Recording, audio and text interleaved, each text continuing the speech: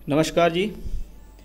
आइए आपका हॉरोस्कोप देखते हैं। 20 जून 1989 दोपहर के 12:01, 2 या 3 मिनट के आसपास भी होगा तो भी कोई चार्ट में चेंजिंग नहीं होगा। कन्या लगन का ये हॉरोस्कोप है और जन्म की जो राशि है वो धनु राशि है। लगन के स्वामी बुध हैं, राशि के स्वामी जो है वो बृहस्पति हैं। लगन से शुरुआत करते हैं। लगन बुध का लगन कन्या लगन। कन्या लगन को काल पुरुष यानी मेष लगन की कुंडली के लिए छठे घर का मालिक कहा गया है। कन्या लगन के अंदर सबसे ज़्यादा खास बात ये होती है कि ये बहुत ज़्यादा लेबोरियस किस्म का लगन है, क्योंकि कन्या राशि 6 नंबर की राशि है। अर्थ त्रिकोण राशि है, धन त्रिकोण राशि है, यानी ज़मीन से जुड़ा हुआ व्यक्ति मेहनत करने में सक्षम है और अपनी मेहनत के बल पर जीवन में सक्सेस पाने में सक्षम होता है। इस प्रकार की स्थितियाँ होती हैं। और एक बात इनमें है, जीवन में कभी भी कोई भी चीज़ इनको आसानी से अचीव नहीं होती है। लगन 0 डिग्री का है। ऐसा कहा जाता है जब 1 डिग्री से कम डिग्री का कोई लगन हो तो उसमें मजबूती नहीं होती। मजबूती एक तो संघर्षरत लगन है, उसके साथ साथ उसको और अधिक संघर्ष करना पड़ता है। 1 डिग्री से कम डिग्री के लगन को संधि में पड़ा हुआ लगन कहते हैं। ये कन्फ्यूज़न भी देता है, खास तौर पे मेंटली कन्फ्यूज़न। अब आते हैं बात, लगन का स्वामी नवम भाव में भाग्य स्थान में बैठा है। लग्नेश का भाग्य स्थान में जाना कहीं ना कहीं आपके घर परिवार वालों के लिए एक फ़ायदेमंद स्थिति है, क्योंकि आपका लगन भाग्य से जुड़ गया है। 9th हाउस में है तो फादर के लिए भाग्यशाली, घर परिवार के लिए भाग्यशाली, और आपके स्वयं के लिए भी आपको परिस्थिति के हिसाब से सब कुछ जीवन में प्राप्त होता रहेगा। लगन का मालिक और दशम भाव यानी कर्म का मालिक दोनों ही बुध है। जब नवम में बैठता है तो ये राजयोग बनाता है। साथ में बृहस्पति इसके साथ है जो कि चतुर्थे सप्तमेश हैं। ये एक अच्छे राजयोग का निर्माण है। बृहस्पति और बुध जब 9th हाउस में बैठे हों और शुक्र यहाँ हो तो कहा जाता है जब शुक्र बुध और बृहस्पति केंद्र और त्रिकोण में होते हैं तो ये सरस्वती योग होता है। सरस्वती योग का मतलब ये नहीं है कि उसके ऊपर बहुत अच्छी ही एजुकेशन से ही सरस्वती योग बनेगा। सरस्वती योग है सही समय पर सही निर्णय लेना, ज्ञान होना, समझदारी होना, सामाजिकता को ध्यान में रखना। यानी व्यक्ति अपनी पब्लिक इमेज को भी ध्यान में रखता है कि तुम्हारे बर्ताव से या तुम्हारे हाव भाव से लोग बाग तुमको नोटिस तो नहीं कर रहे, समाज में तुम्हारा इससे पतन तो नहीं हो जाएगा, हानि तो नहीं हो जाएगी। तो ये अपने आप में एक अच्छा योग यहाँ है। एक और सुंदर राजयोग जिसको कहते हैं कर्माधिपति धर्माधिपति राजयोग। भाग्य स्थान का मालिक कर्म भाव में, कर्म का मालिक भाग्य स्थान में। इसको कहते हैं कि हजारों राजयोगों के ऊपर अकेला जो भारी राजयोग है वो ये है, यानी भाग्य और कर्म आपस में राशि परिवर्तन कर रहे हैं। यानी व्यक्ति अगर अपने जीवन में काम करने चलेगा तो ईश्वर की कृपा उसे मिलेगी और उस काम में उसे सक्सेस भी मिलेगी। ये बहुत अच्छा योग है। बात ये होती है जो ग्रह योग बनाते हैं, जैसे बृहस्पति है, बुध है, शुक्र है, इस कुंडली में ये राजयोग कारक ग्रह हैं।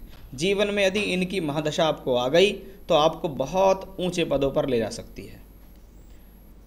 चंद्रमा और शनि का संयोग बना हुआ है। देखिए आप,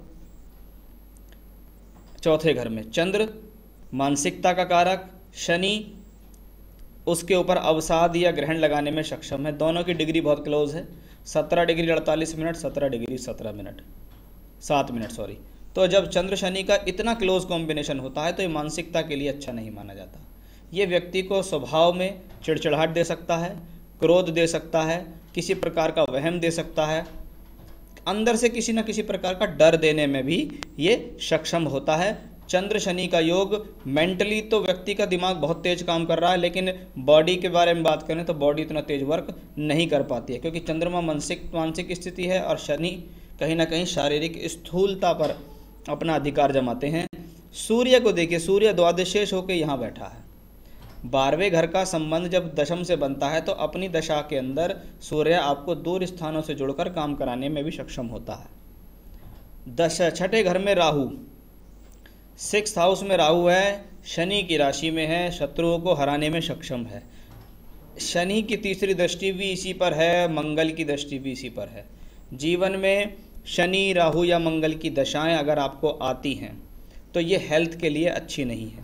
6th हाउस पर इस प्रकार के ग्रहों का प्रभाव शत्रु को उजागर भी करेगा और शत्रुओं को हराएगा भी, बीमारी देगा, बीमारी को हराएगा भी, लेकिन यहाँ बीमारी के आने के भी योग हैं और बीमारी से लड़के जीतने के भी योग हैं। राहु शनि की राशि में ये 4th हाउस में बैठे हैं, तो राहु की दशा में या शनि की दशा के अंदर व्यक्ति को जमीन जायदाद प्रॉपर्टी से संबंधित किसी प्रकार के झगड़े झंझट का सामना करना पड़ सकता है, या इसको कह सकते हैं घर के सुख में कमी होना, जनरल हैप्पीनेस की कमी होना। जहाँ व्यक्ति रह रहा है वहाँ उसको उतना अच्छा महसूस नहीं होता, वैसा कॉम्बिनेशन भी ये देने में सक्षम है। मंगल नीच के हैं लेकिन एकादश में है, एकादश में नीच का मंगल अकेला मंगल राजयोग देने में सक्षम है, ये स्थान परिवर्तन करा के राजयोग देने में सक्षम है, सडन गेन देने में सक्षम है, एकदम से व्यक्ति को लॉटरी लग जाती है, वो मंगल से सक्षम है। नवांश कुंडली आपकी काफ़ी बेहतर हुई। पंचमेश पंचम भाव में, बुध केंद्र के अंदर, शनि लग्नेश होके एकादशेश मंगल के साथ हैं, चंद्रमा और बृहस्पति भी साथ में है। ये बहुत सुंदर राजयोग आपके नवम भाव में बना है। जब लग्न कुंडली के अलावा नवांश कुंडली में भी ग्रहों की स्थितियां बेहतर हो जाती हैं, तो लगन को कहा जाता है कि जिस घर परिवार परिवेश में पैदा होता है वहाँ अच्छा होता है और स्वयं के बल पर भी कुछ अच्छा करने में सक्षम होता है। चंद्रमा की महादशा आपको चल रही है। चंद्रमा एकादशेश है, एकादश मतलब लाभ स्थान, लाभ स्थान की दशा चल रही है। ये लाभ स्थान का मालिक जो चंद्रमा है वो अपनी राशि से छठे घर में पहुंचकर संघर्ष को शो करता है। साथ में छठे घर का मालिक शनि उसके साथ है, मानसिक अवसाद, परेशानियां, मेंटली टेंशन्स देगा, घर के अंदर माहौल में सुख नहीं प्रदान कर पाएगा, घर के लोगों से अनबन देने में सक्षम होगा। और अभी आपने पिछले समय में 7.5 के 5 साल भी भोगे हैं, यानी पिछला 2.5 वर्ष तो आपके लिए काफ़ी डिप्रेशन भरा मैं कह सकता हूँ। शनि अभी पंचमेश होकर पंचम में आ चुके हैं, 7.5 का अंतिम चरण आपको चल रहा है। चंद्रमा में अंतर्दशा भी देखिएगा आप तो वो ख़त्म हो चुकी है ऑलमोस्ट, और महादशा आ गई मंगल की 11 अक्टूबर 2019 से।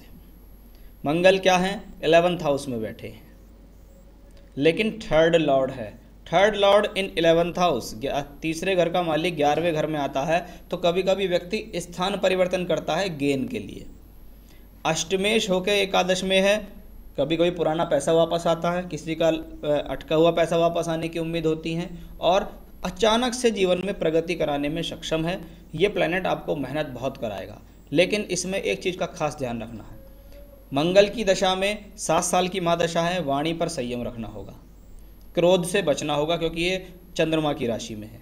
साथ ही साथ अपने शत्रु नहीं बनाना है आपको, अपनी बोलचाल से या किसी प्रकार से बात करके आप अपने शत्रु ना बना लें, उसका भी ध्यान रखें। नीच का मंगल अष्टमेश होकर पंचम भाव को भी देखता है, इस दौरान किसी न किसी प्रकार का मिसकैरेज होने की भी संभावना होती है। साथ ही साथ जो संतान प्राप्त होगी वो किसी न किसी प्रकार की कठिनाई या सर्जरी से प्राप्त होंगी। सवालों की बात करते हैं। मंगल की स्थिति पहले थोड़ा सा नवांश में भी देख लूँ। यहाँ मंगल देखें तो बहुत अच्छी स्थिति में बैठे हैं, या देखिए आप भाग्य स्थान में बैठे हैं।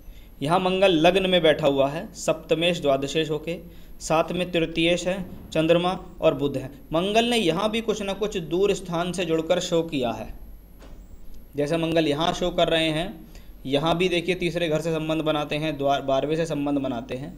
तो मंगल की दशा में कुछ ना कुछ तो स्थान परिवर्तन करके आपको जीवन में तरक्की मिलेगी, या दूर के लोगों से जुड़कर एक्सपोर्ट इंपोर्ट से यात्राएं करके फ़ायदा मिलेगा।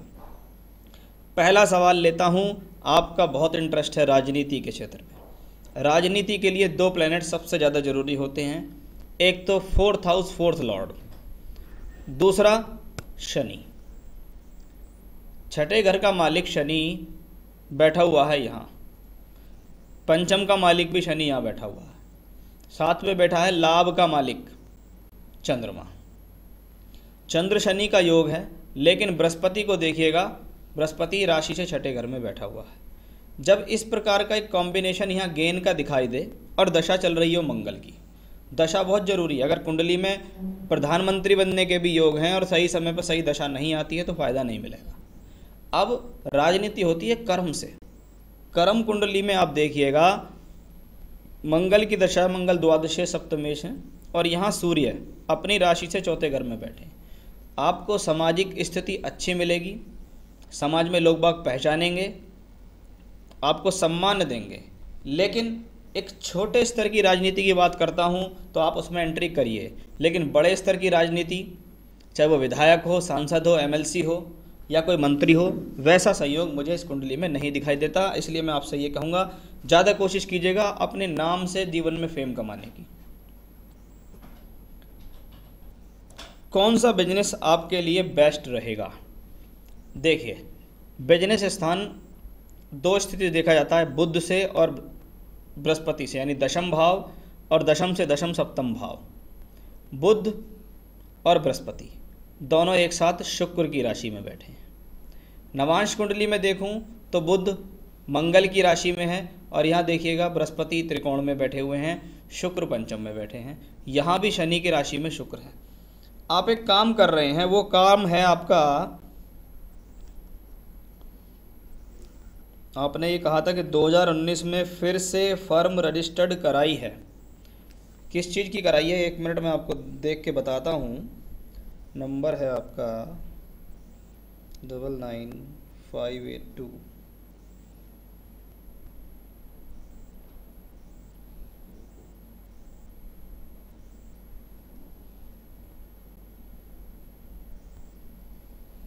लेदर के प्रोडक्ट्स भी बनवाए अपने नाम से, रिच वुड और नई कंपनी रजिस्टर कराई, rich life style private limited. आगे कैसा रहेगा फ्यूचर? तो ये आया लेदर के प्रोडक्ट का। अब लेदर के प्रोडक्ट के साथ साथ अगर मैं बात करने लगूं किसी प्रकार के क्लोथ्स की, कपड़े से संबंधित कार्य की, तो वो भी आपके लिए कोई ख़राब चीज़ नहीं होगी, क्योंकि जब बुध का, शुक्र का, बृहस्पति का बार बार रोल आता है तो ये सारी चीज़ें थर्ड हाउस से कनेक्शन तो बनाती हैं। तो आप जैसे कह रहे थे मुझे सिर्फ एक्सपोर्ट में भविष्य चाहिए, विदेश से लाभ लेना है, मुझे रिटेल काउंटर में इंटरेस्ट नहीं है, मुझे अपना सामान बाहर बेचना है, वैसा तो संयोग आता है। लेदर का काम आप कर रहे हैं, काम आपका ठीक है। अगर आप क्लोथ्स के काम में जाते हैं तो वो आपके लिए बहुत अच्छी स्थिति में रहेगा। तो क्लोथ्स में किसी भी चीज़ में जा सकते हैं, क्योंकि शुक्र का प्रभाव भी बार बार आ रहा है। तो वो कर्टेंस भी क्लोथ्स हैं, गारमेंट्स हैं, छोटे बच्चों का या लेडीज़ से संबंधित, ये सारे काम आपके लिए बेहतर रहेंगे, क्योंकि शुक्र का बार बार रोल आता है, बुध का कपड़ा है, बृहस्पति भी व्यापार को संभालता है, शुक्र गारमेंट्स के लिए देखा जाता है। तो वो सारी चीज़ें आपके चार्ट में रहती हैं। तो आप लेदर के साथ अगर कपड़े के काम में अगर जाना चाहते हैं किसी भी तरीके से जो सजावट देता हो, वो आपके लिए फ़ायदेमंद रहेगा। आप कह रहे हैं एंड मौके पर काम नहीं बनता, आपको पिछली दशा प्रॉब्लमेटिक थी, लेकिन अभी जो नई दशा शुरू हुई है ये आपको फ़ायदा देगी। भाई के साथ प्रॉब्लम है, घर में कलह होता है, उसके बारे में मैंने आपको बताया था, चंद्र शनि का योग है, वो चल भी रहा है आपको अभी तो ये प्रॉब्लम्स आपके साथ चलेंगी कुछ दिन। तो क्या उनके साथ रह पाऊंगा? बार बार मैंने बात की थी स्थान परिवर्तन किया उसकी, मुझे लगता आने वाले 7 साल के अंदर आपका ज़रूर स्थान परिवर्तन होगा। एक बार 2016 में आपको काम शुरू हो गया, लॉस हो गया, वो चंद्रमा की दशा थी, अब मंगल शुरू हो गई है। आपका काम ईश्वर कृपा से आगे अब धीरे धीरे चलेगा। आप अपने काम को बाहर के लोगों से कांटेक्ट करने की कोशिश कीजिएगा, लगातार ऑनलाइन कीजिएगा, एक्सपोर्ट कीजिएगा, वही आपके लिए बहुत बेहतर रहेगा। अभी भाई के साथ मेडिकल स्टोर से रिलेटेड काम आप कर रहे हैं, अगर आपके पास समय है तो आप कर सकते हैं, क्योंकि मेरे हिसाब से मुझे ऐसा लगता है ये आपके कुटुंब का काम है। कहीं ना कहीं आपके घर परिवार से ये लोग पहले से जुड़े हुए हैं, वो संयोग भी यहाँ होता है। तो इस हॉरोस्कोप के लिए मैं ये भी कह सकता हूँ कुटुंब से जुड़ा हुआ कोई भी काम हो वो भी कर सकते हो। तो अगर आपके पास समय है तो आप मेडिकल में साथ दीजिएगा। लेकिन रिलेशनशिप वाइज देखूं तो अभी स्थिति भाई साहब सुधरती नज़र नहीं आ रही है। तो एक्सपोर्ट में भविष्य, विदेश से लाभ बिल्कुल होगा आपको। अब बात आती है कि मेरी हस्तरेखा देखो, जन्म पत्री देखो, दोनों में ये देख के बताओ क्या खरबपति का योग है। देखिए, खरबपति का योग एक तो ये होता है कि राजा के घर में बैठा हुआ तो वो राजकुमार हो गया, सारी संपत्ति उसकी हो गई, पिता के पास अरब है या खरब है उसको दे दिया, एक तो वो हो गया। दूसरा ये है कि वो स्वयं के बल पर कितना बनाएगा। अभी आपको चल रही है मंगल की महादशा, 7 साल की मंगल की महादशा है, उसके बाद आएगी राहु की महादशा 18 साल की। दशाएं जितनी भी आपको आगे आगे आ रही हैं, ये सारी दशाएं आपकी लाइफ में संघर्ष देती हैं पहली बार, लेकिन संघर्ष के साथ गेन भी देती हैं। ऐसी हॉरोस्कोप्स को मैंने अपने जीवन में बहुत आराम से, मैंने कई हॉरोस्कोप्स ऐसी देखी हैं, वो व्यक्ति अपने स्वयं के बल पर 50, 60, 70 करोड़ तक पहुंच जाते हैं। घर परिवार की प्रॉपर्टी फैमिली तक लगा के पहुंचाओगे तो वो अरबपति भी हो जाएंगे। लेकिन खरबपति वाली बात मुझे आपके चार्ट में नहीं दिखाई दी है। कुंडली के अंदर नकारात्मक कॉम्बिनेशन है चंद्र शनि का योग और मंगल का चर राशि में होना। यह आपको टेंशन दे सकता है और यह आपको जल्दबाजी में गलत फैसले दे सकता है। इन दो चीज़ों को तो अवॉइड करना है।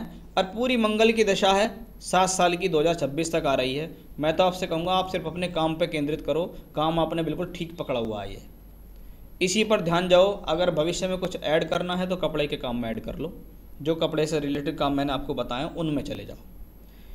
पूजा पाठ करने शुरू कर दो। देखो जब तक मंगल की दशा है, चंद्रमा की राशि में है, 2 चीज़ आपको रोज़ निरंतर करनी है। सुबह उठो, सबसे पहले भगवान गणेश स्तोत्र का पाठ करो, जैसे गणेश जी की आरती या ओम गम गणपते नमः मंत्र की माला का जाप, या इससे भी बढ़िया है संकट नाशन गणेश स्तोत्र का पाठ करो, पहला।